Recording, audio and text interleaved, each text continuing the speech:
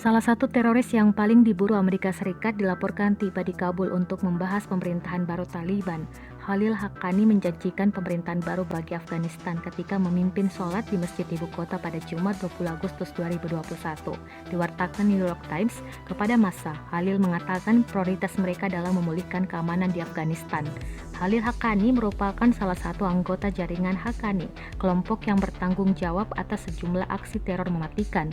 Dilansir dari The Sun, pada Minggu 22 Agustus 2021, mereka melancarkan serangan yang merenggut nyawa warga sipil, pejabat pemerintahan hingga pasukan asing.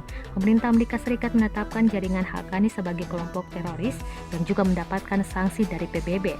Berdasarkan situs Reward for Justice, kepada Khalil dihargai 5 juta dolar Amerika Serikat atau sekitar 72 miliar.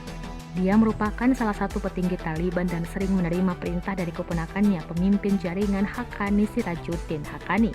Selain itu, menurut situs Reward for Justice, Khalil sering bertindak atas nama Al-Qaeda dan sering dikaitkan dengan teroris tersebut. Selain Khalil, pemimpin lain jaringan Haqqani, Anas Haqqani, dilaporkan juga terlihat di Kabul pada Jumat. Kelompok itu didirikan oleh Jalaluddin Haqqani yang memperoleh ketenaran pada 1980-an sebagai pahlawan penentang Uni Soviet.